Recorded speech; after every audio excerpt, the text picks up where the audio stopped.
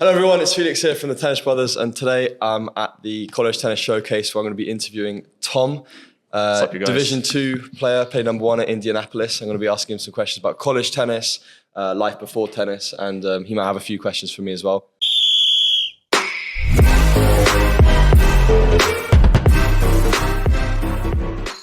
Of course, I was here for a showcase match between myself and yourself.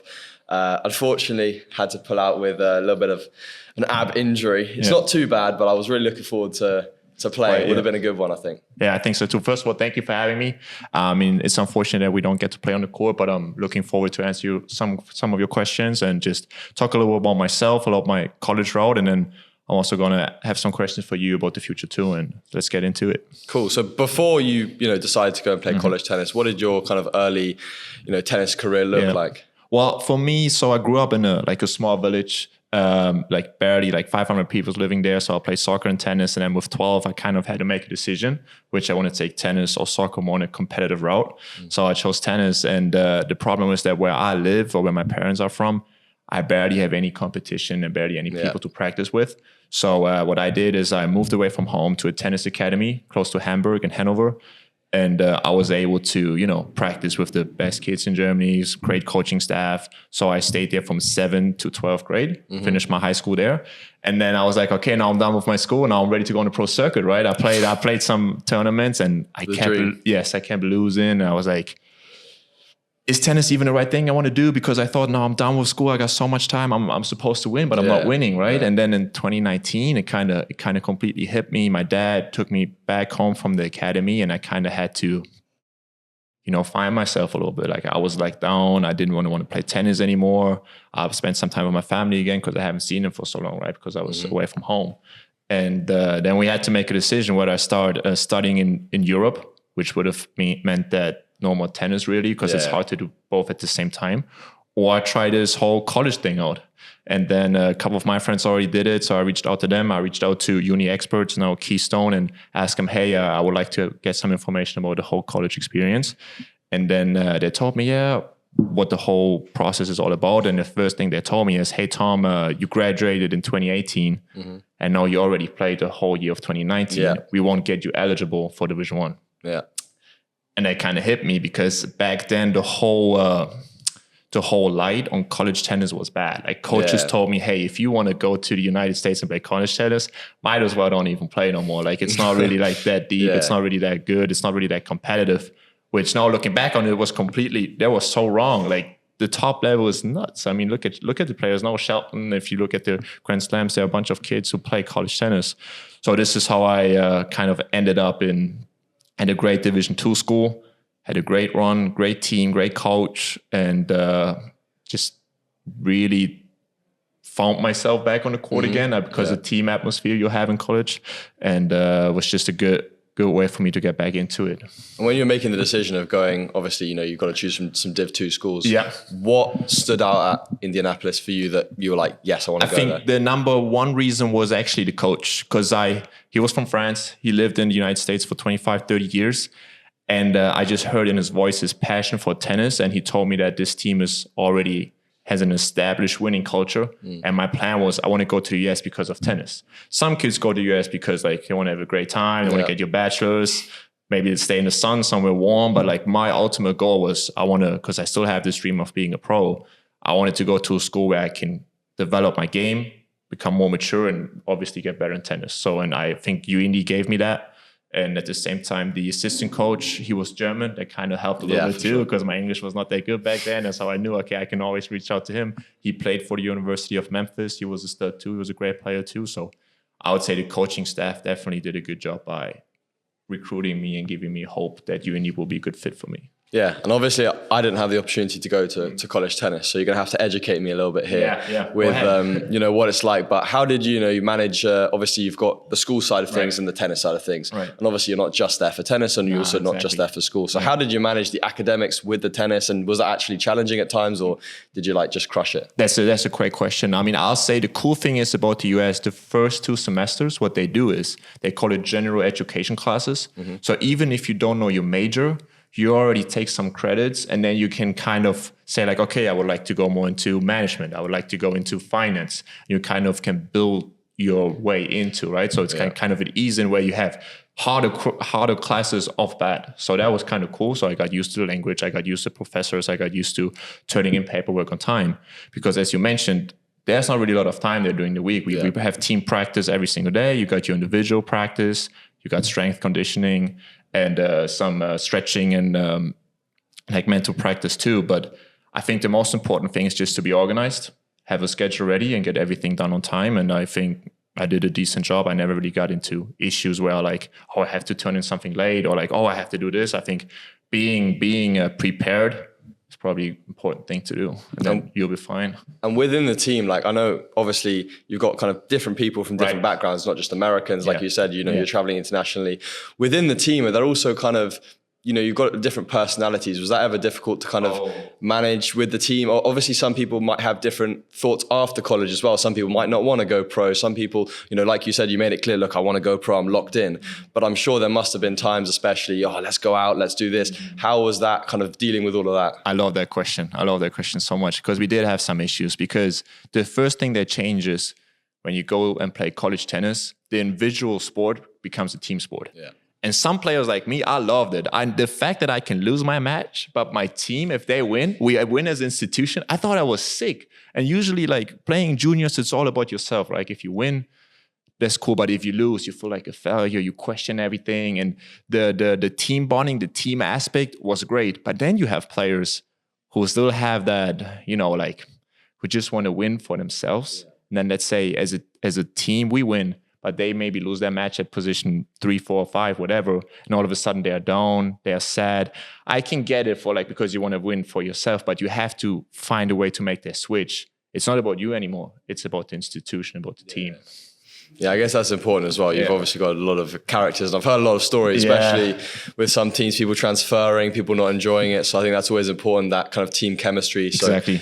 Did you have any really memorable moments with the team? Obviously, you know, I'm sure you have, but can you just give us an insight? The biggest memory was unfortunately a loss, but we made it to the Sweet 16 in Florida, made it to the semifinal. It was 100 degrees out there. We played on the UCF courts where Ben Shelton clinched for the national championship for the Gators. I remember that. Yeah, we unfortunately lost, but just playing, because it was dark too, so we had the lights on and playing there, fighting with your teammates. I'll never forget that moment, because we all had this one goal to win the national championship. Unfortunately, we lost in the semifinal. But however, the whole trip there, the whole work that we put in throughout the whole semester was just probably one of my best years, really. Yeah. And then also, like individually, I won the national championship in doubles with my partner in the fall. That was also a cool memory, because nobody really had, like, we won the regionals, but nobody really thought I really that good. And then we made a whole run and we just went undefeated for like, I think 25 games. So that was pretty, in tennis, that's pretty impressive. That's pretty good. Let me think if I got one more. And I think besides from tennis, like just the people I've met in the US, I would take this also like as a nice accomplishment, as a nice thing that I would always look back to. Just I can go to Indianapolis right now, and I know people would cheer me to, you know, like be there for me, help me out. So that's really a blessing for sure. Yeah, I think it's awesome. Like a lot of like memories, but also obviously you've developed your tennis as well to a good degree. And moving on to like what you want to do kind of after college, in terms of your like pro aspirations, you said you wanted to always go pro. Do you have any like goals or aims in terms of like what you want to achieve now that you've been to college? Yes, that's also a great question. So since now I'm 24 now, I'll finish my master's. I have 2 degrees. I'm super thankful that my parents can help me out financially for the next 1.5, 2 years. So now I just want to get out there, get on the pro circuit and try to climb as high as I can. And my goal will be to be in 2 years, top 500 ATP in singles, and then, sponsorships and all that come in so I can help my parents from the money side. But it's just like a big relief looking back on it. I was 18. I was not as physically strong, mentally prepared that I'm now. Like I'm 24. I feel like I'm close to a man. I still feel like I'm young, but I definitely learned so many things that even if the whole tennis thing is not going to work out, I don't want to use the word I want to try to be a pro, because if I just try, I know for a fact I'm not going to make it. So I kind of have to be confident with myself and telling me it's going to work out, I'm going to make it, right? So, but if not, for whatever reason, I mean, I have 2 degrees, so I don't think I have a problem finding a job. And now looking back on it, this will help me so much on the court because there already is pressure. I mean, you know it. You'll be on your own every single time. And you die on the court and you give everything. But having a little bit of sense of security, I think will be a good thing for me. And you seem to be a pretty handy doubles player. Yeah. Do you reckon if like you said, you never really know with the singles, you can obviously give your best shot. 100%. Do you think that might be something you'd want to pursue as well? Yes, that's what I've been doing actually the whole summer right now, doing my internship, that I've been able to play some future tournaments already with my partner. He went to Western Michigan, also good school. And we played in a 25K a couple weeks ago in Belgium, had a good tournament, made it to the semifinal. Then we played another 25K close to Frankfurt here in Germany. Unfortunately, we lost in the 3rd set in the first round. Because in doubles, it's always one break. Sometimes 1 or 2 points match can make the difference. And also, I have a great friend of mine. His name is Henry Patton. 2 years ago, we played together in the same club. That guy is playing in the final tomorrow in Wimbledon. Yeah, I know. So there's definitely a route in doubles. And I feel like more kids can exploit that because there's a decent amount of money too, especially when you get into the challengers where you have hospitality and all that.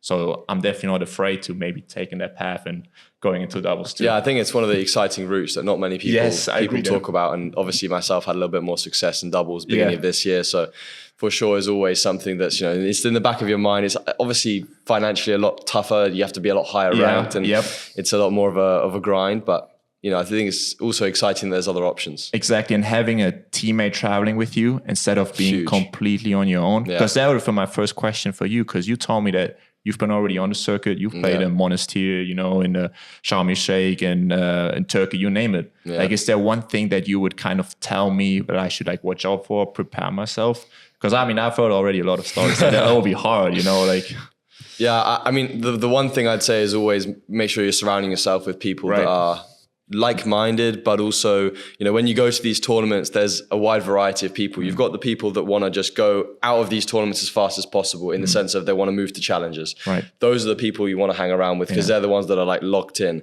You also, I think for me, it's also important that you also have a good time because especially, you go to Monastir for 3 weeks, it's boring. Yeah. There's nothing to do. You've got not much in terms of outside of tennis. And so it's very easy to slip into bad habits and see people, having drinks in the evenings or doing stuff, which obviously, isn't professional, but people do it. It's there. Yeah. There's hands down, people are going to do it. So it's finding people that are going to be disciplined, that you can enjoy spending time with. But when it comes to it, you're in bed at the right time, you're training at the right times, you're focused. That's for me the biggest thing that I'd say is surrounding yourself by people. If you can have a coach there, if you can have, split the cost potentially between a few people, those are the biggest things that for me allow me to kind of get the most out of myself, enjoy the trips, because you have to enjoy the journey. Yeah, I was about to say, I think you have to have fun. It's important that, like you say, it's 1.5, 2 years. It's not just a month. No. You have to make sure that it's sustainable. You enjoy doing it first and foremost on the court, but then also you're spending a lot of time off the court. And so not only finding a way of making that enjoyable and fun, but also making sure that potentially you're filling that time with, useful things, whether it's having side hustles, whether it's having, helping out with other players with their games. You see a lot of, players at these tournaments just kind of coaching other players in the sense of just helping out. At least you got something to do. Yeah, you see guys 600 just going to the practice courts and seeing some guy helping him out, feeding him some balls. It's a very kind of family environment when you go to these tournaments. And, of course, when you play some of the 25s and go to low level challenges, that kind of stops. It's every man for themselves. Yeah. But that's the biggest thing I'd say for myself. And obviously, with you starting to play now some more futures tournaments, I'd kind of, I'd love to ask, what do you foresee being, finding the toughest? Is there anything that you think that's going to be really difficult? Are there any challenges that you think you're going to face? I already have in mind let's say I'm going to play qualies, right? Let's say I'm going to lose the first match qualies. Yeah. I know I have to wait a whole week there. Yeah, the classic. And then I play again. And for me, I like to do different stuff. I like to play different games. I like to be, play soccer, play whatever, keep my mind busy. But at the same time, if I go there, I have to be professional in a way, which means I have to keep my certain sleep schedule. Got to watch out with the diet too. All of these things, being a professional at that level, I think that would be quite challenging for me because I like to do fun stuff. You know what I mean? Yeah. But at the same time, I also don't want to do it too much because I want to keep that fun in me. Because if I'm on the court and I don't see it as kind because I'm happy to be on the court. I know I'm not going to play my best game. Yeah, no, for sure. That was the biggest thing when I started, and still happens. Like, you lose in the qualies. Doubles, obviously a great route because it starts the same as the main draw. Tuesday, Wednesday, you're playing for prize money points. It's more fun than the singles. A lot of people would argue. A bit of that team spirit during the week. And then, like you said, it's just a big mental grind that you have to be ready for, you have to accept. And like you said, also have some moments where, you let yourself off a little bit, you have a little bit of fun within reason. Usually, let's say you're playing on a Sunday, you want to have locked in the 2-3 days before, but, you can, amuse yourself with some other things. We went and played golf on some days, we went to the beach, you do certain things to keep your mind occupied. Yeah, I agree. Otherwise, it becomes it's too much. Mentally, you need that little balance. Yeah, really tough. You know, and obviously, coming out of college and now, wanting to play the tour, you've kind of had that full college experience. Is there any advice that you'd give to players, kind of considering college, but also potentially, trying to get recruited and go into college at this time? What I can say is pretty much to everyone really is that if you're not like an Icarus, like a complete stud, and you can play ATP 500s at the age of 17, 18, I would recommend everyone to do the road of college. Because if you look at these top 10 schools, Florida, West Virginia, the recruits are already ATP players. Yeah. And if you just go there for a year, you get your experience, you have because like what I love about US is the hardworking mentality. It's completely like changed the lifestyle we do here in Germany, because the coaches are all about technique, doing things kind of in a easy way, but it's not really like, hey, I'm going to push you to your limits. And that's what I learned in 5 years. And if you can just figure that out for you, because you need that kind of mindset. If you want to really make it, you have to love the hard work. Like if you don't love it, then it's going to be hard. I've heard some of my friends are at college. They're telling me the coaches just absolutely pushing them. If it's not like for you, I mean, I'd say you can still go back home to Europe and do it your own way. But I would recommend to anybody to, if you have the chance, if you have the opportunity to do it, and if it works out financially, you got to take that chance and do it. Yeah, for sure. It sounds exciting. It's one of my my things where I'd love to have experienced, going to college. I think at some point I'll probably go and train with a team for a week. You should. I think that'll be a really fun experience. I think, like you said, it really sets you up for kind of what you've got to do. And life too in general, not just like tennis, but like it really makes like a young boy to a man. And I never take that for granted, for sure. Yeah, I think it'll be exciting to kind of transition to the futures after. I think it keeps that option open, which is the most exciting thing. You have that option, and definitely not an easy option. Like you said, it's a grind, it's a process. It takes time, it takes commitment, sacrifice, and a lot of people question whether that's worth doing. Obviously, you've got a degree, you've got your stuff, you can go get a job. But a lot of people want to then chase their dreams and follow that. And you see a lot of college players now in the futures. They're very, very high level players. Usually they'll move through depending on obviously their level when they come out or during college. And it's exciting to see that pool of talent and those players competing there. I've played doubles with loads of college players, against loads of college players. Slightly frustratingly, they do good, especially doubles. Very good at doubles. Better when they're on my side of the net. But I think overall, I think you'll have a great time, playing the tour. I'm excited. I mean, just the fact that I get to play, because a lot of kids in our situation, there's something, whether it's an injury, whether it's money, whether it's something else, the fact that we get the opportunity to do it, just got to be grateful. And then it's all about us, hardworking. And if we make it, we make it. If not, then that's how it is. Yeah, exactly. Awesome. Well, it was great to have you on the pod. Thank you so much, Felix. That was great. Loved it. Good insight into some of the college life. I'm a bit jealous now that I didn't get that experience, but nevertheless, now you'll get to experience what my life's a bit more about. I'm pretty sure we'll grind. see each other. I'm sure we'll see each other at some tournaments, but it was great to have you on, and good to see you. Thank you.